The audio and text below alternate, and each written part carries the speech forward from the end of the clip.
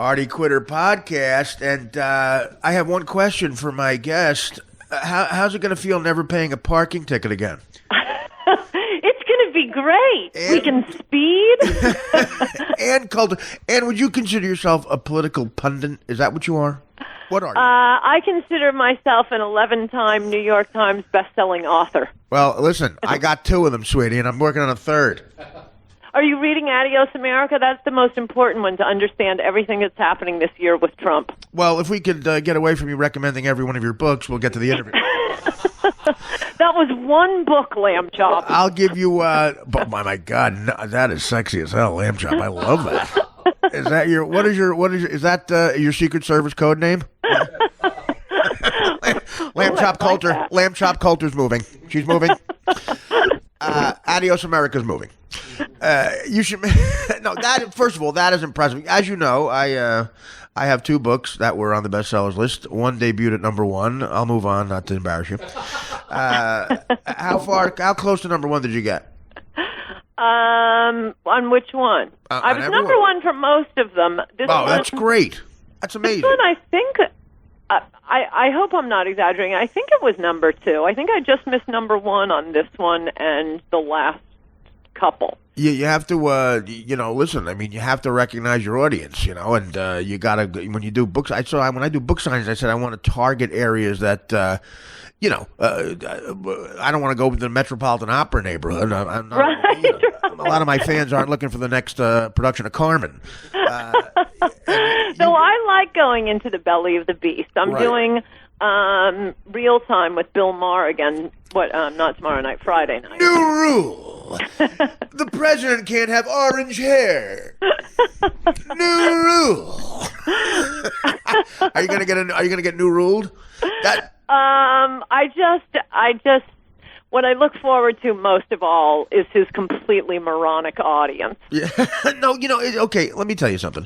I respect Bill Maher. I've told you this before, and I'm sure you do too. Yeah, I think he's hilarious. He hates his audience as much as I do more. I'm a comedian, and I respect that. Bill Maher's clearly a smart, funny guy. I did his old show, Politically Incorrect, and I honestly, I almost hit him in the head with a fungo bat. Yeah. And he's the condescension, and I was able to get back on the Howard Stern show and get him back. And it's rare you get what he did to me was he said to me, "You're the comedian." His producer Billy Martin, who ruined the best manager of the Yankees history for me. The fact that he has that name, and he goes, "Listen, you're the comic on the panel, so Bill loves the environment. Go at him. We want you to start arguing with him." I'm like, well, all right, whatever. I'm not political. But he brought up the environment, and I said, where'd you read something like that? He goes, the New York Times. And as a joke, I said, who reads that rag, And it got fantastic. It got a laugh. But he didn't laugh. I guess some subjects are taboo for Mr. Some are sacred. Yeah. So this is what he does to me. He goes, "Thank you, Artie, for the gem opinion." And now let's go to commercial. Right. So that's what he does to me. So the rest of the show, I mean, again, my guinea from North Jersey got up, and the rest of the show, I just have a look on my face like Paulie in Goodfellas when he wants to kill Ray Liotta. And underneath that scowl, it says Artie Lang, comedian. I don't say a thing the rest of the. So cut to 3 years later, Greta, and I cut to 3 years later, and I'm on the Howard Stern show, and Bill says that thing after 9/11 about how we're the cowards and the terrorists are brave. Oh, I felt sorry for him for that, but go ahead. Well, I got over it, and no, ultimately I did, but I was still mad at him. So he Howard is giving him shit. So Bill, who's a ballsy guy, comes on Howard to defend himself, and he goes. Howard says to him, "Bill, before I ask any questions about the comment, comedian Artie Lang wants to say one thing." And I said, "Thank you, Bill, for the dumb opinion." And Maher never did the Howard Stern show again. It's a nest of vipers over there. Well, if you hadn't been stuck in traffic today, you would see trending all over the internet today. I know. last time I did real time, 3 days after Trump announced, and he asked me who had the best chance. I said Donald Trump, and that moronic, half-witted audience with their big fake sneering laughter at me. Later in that, I also said that of the Democrats, I thought Sanders was the toughest competition. Right? No, you're and right. By the way, who was right? You're 100% right. Let me tell you something. It just goes to show how much people hate Hillary Clinton, and that's where Trump could get in because they hate her guts too. She is so transparent. She really is just so. First of all, what do you think? Yes. What do you think is in those speeches to Goldman Sachs? I mean, it must be. I know. Oh, it must be amazing. She must do like if she spoke to one of those waspy places like J.P. Morgan, she probably did like Jewish jokes, maybe. I just think she is the fakest person, and I have to mute the TV when she comes on because otherwise, my dogs start whining and running under the furniture. And dogs know a liar. Oh, that voice! But she could say something that she has deeply in her soul believed since she was 16 years old, and I am telling you, the audience would all sit back and say, "Oh, come on, you don't really believe that." Right. I mean, when I watch Fox News, and she's on. It's the only time I'd rather see one of the 2000 opioid constipation commercials that come on. Fox News, the commercials. If I'm eating, I have to turn it off. It's either send us your stool in a box, or opioid constipation, or 8,000 catheter companies. No, exactly. That's why I'm moving into podcasts. I've been polling waiters out in L.A. and waitresses. Is that what they call it now? I got a tip for you.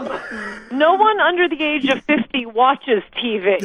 You're right. It's all YouTube. That's all it is. Yeah. It's all YouTube. And I feel old again, of course. But yeah, exactly. It's like put your shit in a box. Have you seen the shit in a box commercial? You don't have to go to the... I know you're running for vice president, so you don't have to laugh at any of this. But Vice President Coulter, how many times have you whispered that to yourself in the shower? Actually, never. People keep asking because I was an early adopter of Donald Trump, and people keep saying, "Oh, he's going to have to give you, some position." And I sit looking at them in terror. I don't want a job, Artie. Yeah, I know. You're right. We have the great. Again, look what we do I'm on my couch right now interviewing you, and you're like, you're a home run. You just get. You're great. I don't have to do any heavy lifting here. It's when I interview a liberal comedian, I got to do work. So I have been suggesting I would like to be in charge of immigration, but I'm going to decide every issue. I think I've mentioned this to you on Tinder, and I'll do them all before breakfast as long as they understand I don't get up until noon and I spend a lot of time in California. But you can get rid of the whole immigration department other than, taking people out of the country. Right. You want to be the head of immigration. Yes. I'll save the country money. I don't have to be paid, and I'm definitely not moving to Washington. No, you can do it from your apartment right here. Yeah, because I think I want to be a looksist in who we let in. Well, let me tell you something. I could be your assistant because listen. You also will still lie on your couch to do it. I will, of course. I'm doing that right now. I'm a guy who slept for the last 3 years on the Howard Stern show. I used to sleep on the air, the biggest radio show of all time. Because let me tell you something. I'm a drug addict, and I learned Spanish. I learned Spanish buying drugs in the Bronx for 10 years, and I know how to figure out a guy who's illegal. I make them say two sentences. One is, if they say these sentences wrong, they're out. One is how much for an 8-ball. The other one is, was this ever in your ass? Which are the two things I say to a hooker too. And that's it. And that's it. If they say those wrong, I'll know. I'll go. I think that's going to be incredibly helpful in the Trump situation. And I'll give you the nod, and they're gone. And they're gone. And I can provide muscle. Yes, that's right. But he must. First of all, Trump. You were on the whole campaign trail, right? And you're going to be on the. You're going to be on. Well, you were at everything, but are you going to go on the national thing too? The whole election. Maybe. I really prefer helping him from my Twitter account because I'm an aspiring agoraphobe. But I will say, if you have not been to a Trump event, and I assume he's going to keep doing this. This is his whole campaign. I love that he has spent less than any other candidate running for president, probably ever. Right. But you have to go to one. They are so fun, and people are so happy and friendly. The experience when you're there is different from watching them on TV. Well, I know it's like a big speech, a big event. I think it looks like a Sam Kinison concert, quite frankly. I love when they start chanting something. My opinion is that this generation has no good rock bands and no good, places like, we saw Van Halen. We didn't go to a Donald Trump concert, Right. and these kids got no good music. Like, we want to go see Dave Matthews? No, let's go see Donald Trump, and they know the chants, they know the sayings, build the wall. But here's the thing. He's backed himself into a position where he better do this stuff. Yeah. Like, what if he's not going to deport 50 million people or whatever, but the wall is the one thing I think he has to do. I agree. And you think he does that, and the Mexicans better come up with a little scratch for it. I agree. The one thing he has to do. I mean, it would be humiliating. In fact, I'm thinking I'm working on my next book now, and I think I'll just have one chapter. It'll take me about a week to put it together. I'll go on Nexus, and it will just be quotes from people scoffing and saying he's never going to build a wall. Oh, I know. Well, and I'll title it, "Hey, President Trump, they're calling you a pussy." First of all, that's how you write a book. Jesus, I should do the same thing. Way to go, Hemingway. Well, you could do that same book now with people who said he would never be the nominee. It's so funny. What I love is Carly Fiorina, that gutter snipe. Oh my God, how great would it have been? This is God. If God had better comedic timing, what if she fell through the floor as she was singing that song to Cruz's kids, like it looked like an America's Got Talent thing. I know two kids on the bus. I just hope this puts to rest the idea that we have to run a woman for president or vice president. I know. When Margaret Thatcher came to power, it wasn't because the British Conservative Party looked around Great Britain and said, "We need a woman." Right. They looked by the pool for the hottest chick. Well, the right one's right, which is why, they just present themselves. When there's a woman who should be president, we're going to know it. We won't have to look for one. And I would say, on a related point, I totally defend Trump's statement about Hillary wouldn't be any place. She wouldn't have 5% if she weren't a woman. Hillary's entire claim to fame is who her husband was, who then cheated on her, and that made her a victim, and she basically had appointed position since then. So yeah, of course she'd be nowhere without having been married to the President of the United States. Yeah, it's the woman thing is like, again, when someone good shows up, they show up. A great comedian walks in the room, and they're great because they're great. Right. Yeah, exactly. I think you should be. What about you? You're going to be an agoraphobe. First of all, here's what I think. I think that me and you should be the only two people in history who are agoraphobes that would be dating if we left our house.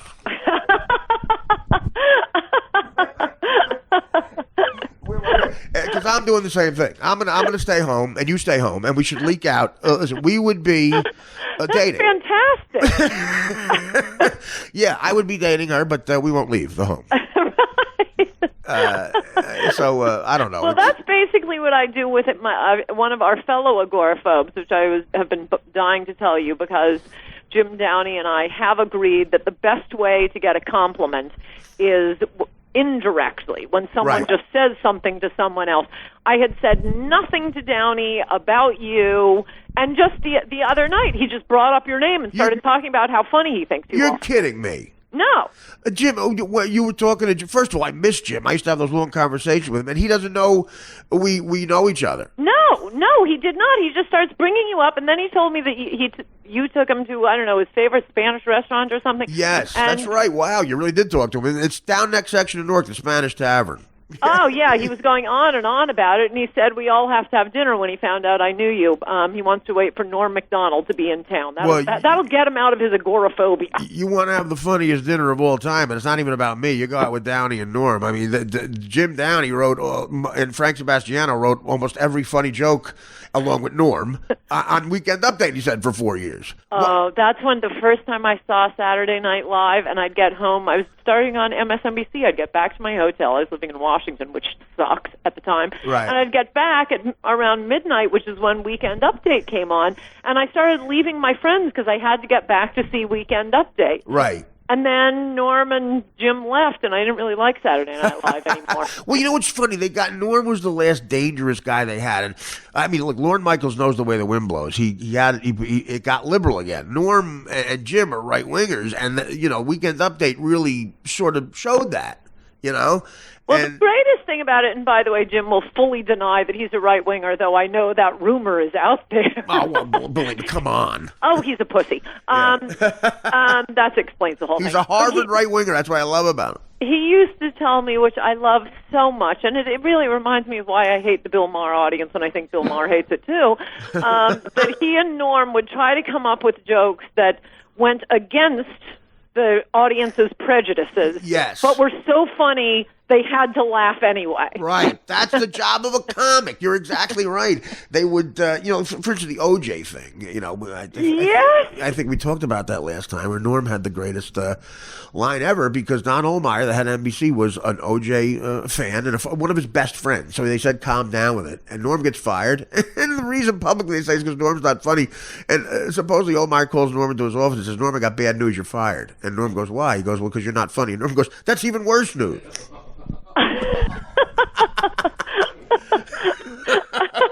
And Downey went to. I mean, Downey is. I so love that you know him. Why don't we do this? We'll bring food into your apartment. How about that? That's a great idea. That solves everything. Because I'm still leaving every once in a while. But Jim says he's not going to come out of his house too. That's no, he gets. In fact, the proof that he's an agoraphobe is that he denies it. He totally denies it. You say to a non-alcoholic, you're an alcoholic, they don't mind. Right. It's only if you're actually an alcoholic that people get testy with you. Whenever I call him an agoraphobe, he gets very testy with me. Yeah. But try to get him out of his house. Right. Well, if you should tell dumb people you're an agoraphobe, they'll just keep you away from spiders.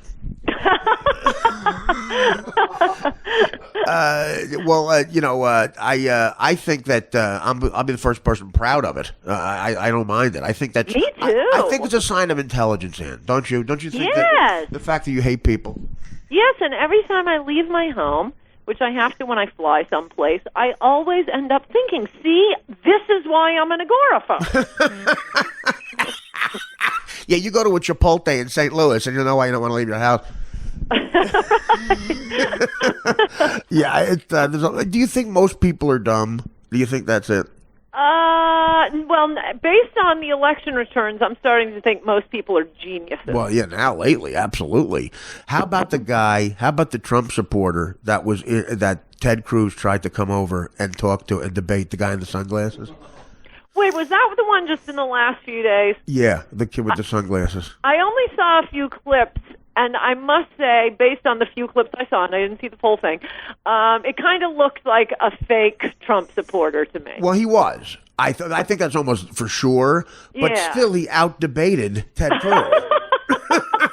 I mean, I don't know where they get those guys. I doubt, they go to the think tank at Yale. The guy looked like he was literally, someone said to him, look, take your vest off at McDonald's and come here for an afternoon. And out of nowhere, he's debating Ted Cruz. And he's beating him. The kid's comedic timing was hilarious. Oh, well, now I'm going to have to go see the same thing. I think it was like the Carly Fiorina move. It was, a desperation move toward the end. I agree. It didn't have the ring of truth to me. And also, why? I mean, Trump supporters are happy. We were on the cusp of winning. Why would you go harass this poor guy? Well, he's not so bad. He's bad, kind of an annoying speaker, but his positions are reasonably good. Well, so I think this kid was on angel dust. I think that's the difference. Oh, okay. Well, okay. See, that's a fake Trump supporter. Though we want them all. It's a big tent. How about Carly Fiorina? Could you imagine being married to that woman? Every time she spoke, Ted Cruz looked like a battered husband who just had to stop talking. The town hall they did with Sean Hannity, she wouldn't shut up, and they took up all her time. His time. He's like, he would start talking. He'd go, "Well, here's my idea. Wait 1 second, Ted. 1 second. Let me explain something to you." She had that great metaphor. She goes, "The 20-yard line ain't the touchdown, and seventh inning ain't the end of a game, and 1,200 delegates ain't 1,237, and this guy's going to get 1,237." I'm so glad glad I didn't see it. Oh, you have to check it out. I just, every time I see her, I just think, who could vote for that face? Well, that's what Trump said. He always had the best one-punch knockouts, and it was nothing about her not being an attractive woman. She's an attractive woman. As he said, it's that she's a sourpuss. Right. She looks like she condescends to everybody within 3 seconds of speaking to them. Yeah, She just, like, I remember one thing with Brett Baer, he said two things. She said, wait a minute, it's rigged. You're rigged. Fox News is rigged. I know it. She does the thing with the head. She goes, I know it. You know it. The people know it. And with her husband, you told me last night you take out the garbage at 12:38. You didn't. You took it out at 12:39. I know it. You know it. The kids know it. And with every I know it, she does the head nod. I know it. You know it. The kids know it. Oh, that's fantastic. Yeah. If the husband's like, okay, sweetie, keep talking. I'm going to put my head in the blender. Let's talk about Bill Maher's audience, because you are so right. Where does he? Are they his writers? That he just go and change their clothes? I mean, it's unbelievable. I feel, in his defense, he has tried to get smarter audience members. He does what he can. They used to invite, like, the UCLA college Republicans, and somehow he just ends up with these, I don't know, retarded moveon.org types. Right. And they know nothing. Yeah. I just want to invite one of them up and ask him if he can name how many U.S. senators there are. You're right. They wouldn't know. They wouldn't. And I think he told his writers, go to the Special Olympics audience and get them. And instead they got the athletes. Now, will you abolish the Special Olympics? Because that's a liberal guy who put that in the country. No, but I do have some ideas. I have many ideas for our next president. Yeah. One is, I'm not sure how much time you spend in New York or if you do all your own driving, but well, they don't let you drive after you. Listen, everybody's uptight. You have nowadays, everybody's so politically correct. You have 11 shots of wild turkey. Everybody wants your car keys. Well, I'm thinking right after we deport the felons. Well, that's me, sweetie. You're gonna have to. New York. Well, luckily you were born here, weren't you, Artie? Oh, well, I guess my father said so. All right, fine. Okay, well, you're safe then. Okay. And a successful comedian. We'll let illegals who are successful comedians stay too. Oh, thanks. So Carlos Mencia is fine. But after and George Lopez, they can stay. But right after the convicted felons, I want the New York City cab drivers deported. Well, yeah, I for the last 30 years, you're right. Since the guys from Queens from the movies don't exist anymore, the Irish guy. Where you going, Pally? I agree with you. Apparently, in their countries, red doesn't mean stop, because it's always a surprise to them. They have no idea what's coming after the light turns yellow. They can be here for 30 years, and they'll never figure out that even streets go east.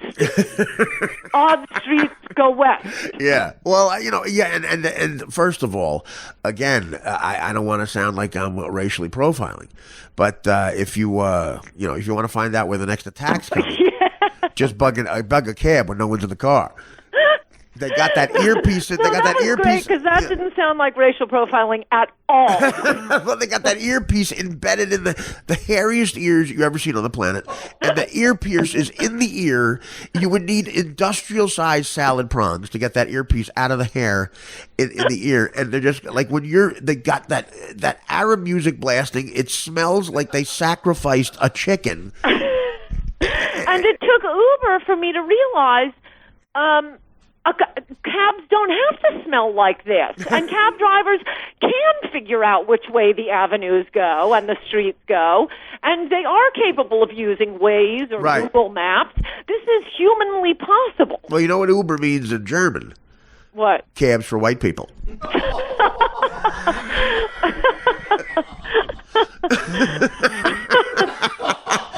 You will get in a cab.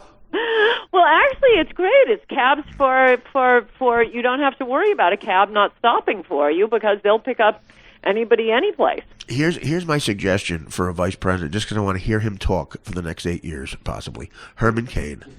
Herman Cain. Oh. Did Herman Cain. What's up? I made Godfather pizza out of Cheyenne. No, this ain't the other brother. Yeah, Ben Carson's the other brother. I don't know what's up with that brother, man. I said, listen, you gonna get some white pussy out of this, right? He's like, no, I'm reading scriptures. I'm like, that's crazy. I would like to hear that man talk. Oh, I love him, and he likes Trump too. He goes, this ain't a whole Hail Mary pass. It's a Hail Carly pass. We need Donald Trump. We on the Trump stump, baby. And the other brother tried to separate two heads. Like, we don't need that shit here. I'll make white pizza. White pizza equals white pussy. That's what I meant. Okay, I'm refusing to laugh. I know. Don't laugh. First of all, we'll edit out. Only my cousins hear this, quite frankly. You see, you are ruining one of my favorite words. There's nothing wrong with that word when I use it. What, pussy? Uh-huh. Because What? I don't use it to mean that. There's nothing. Oh, right. So you call people pussies. Right, I mean it to use it to mean I like know. Jim Downey. Right, exactly. I love that you think he's a pussy. Well, I listen. I know it sounds crude when, especially someone who sounds like me. Quite frankly, I'm a longshoreman. I was a longshoreman. But You were? I was a longshoreman for 2 years. That's what I did. Yeah. That's so cool. You're the Trump demographic. I'm a white guy who didn't go to college. Quite frankly, I failed gym in the 12th grade. I went to summer school for gym with 8 of the dumbest Italian kids, 8 of the dumbest Irish kids, 8 of the dumbest black kids. There was 21 of us, and we were trying to learn how to rotate properly in volleyball. And you've never seen every kid. Half the kids thought the blue part of the globe was the sky. And they said, look, don't worry about it. You had to say in volleyball, you had to say 8 serving 4 when you served. Otherwise, you lost the point. And they were trying to explain that to us. So this black kid, Mike Shackelford, kept saying, 8 serving your mother. He said it every time. We all got D's, and then we passed. But yeah, I didn't go to college. The only schooling I've had after high school is driving school. How did it go? Well, I lost my license for 2 years because Because you don't know which way even streets go in Manhattan. Let me tell you what I did. On a dare, I drove home backwards from a bar. My buddy bet me I was at a red light facing the guy in back of me. I got almost to my buddy's house. I got pulled over for reckless driving. So I was complaining because I didn't want people to know what I did in the driving school, that I got a 45. I was doing 45 and a 35, and they took my license. And then at the end of the class, they found that I was going backwards. And yeah, I didn't go to college. I was a longshoreman. I worked construction. Then I started driving a cab. Everybody, my longshoreman friends said, "Hey, you're funny. You should be a comedian." And I just went to New York and started doing it. And a few years later, I was on television. So I'm the exact demographic. It worked. I hate that people. What about that? I hate when these liberals say uneducated white men. Like, it's so condescending. That Yeah. And No, I know, and Greenwich, Connecticut went for Trump. It's not even true. This is a huge movement. It just happens that for the first time, we have a presidential candidate who doesn't seem to hate right. the working class white man. Speaking of that's the big surprise. No, I know. Thank you. He lost Manhattan too. By the way, that's telling. Yeah. But what about this? Speaking of huge movements, what about Chris Christie? He's going to have a bathroom on Air Force One, or? I don't know. I'm thinking I would like Rudy Giuliani to be Attorney General. He might take it. He said he doesn't want to be in the cabinet, but I think he might. He was so great with crime. That's the perfect job for him. And the alternative would be Chris Christie, who would probably be good. But man, nobody went after crime like Rudy. Now, does Air Force One have to have a third bathroom too? If a transgender gets to be president? Do you realize if that law passes, Kendall Jenner could be in a bathroom all at once with her mother, her father, her stepmother, her stepfather, her uncle, her aunt, her sisters and stepbrothers, all going to the bathroom at the same time, and it's just 3 people in the room. Okay, Artie, I have to go. Where are you going, to Jim Downey's? No, I have to call the real-time person. Oh, I was going to say, an agoraphobe has to leave. That's how much you hate me. No, I'm 7 minutes late for calling her. I just looked at my watch, and she's probably getting very testy with me. Oh, I know her. Well, I'll take care of her. Let's just keep talking. I'm kidding. I'm kidding. I love you. Listen, thanks for talking to me, and I know it's this is something that you don't want to do, and you do it. No, I love doing it. All right. Well, let's make a date not to leave our houses somewhere. Okay, that would be fantastic. Go call Maher. I love you. Talk to you soon. Bye-bye. Bye.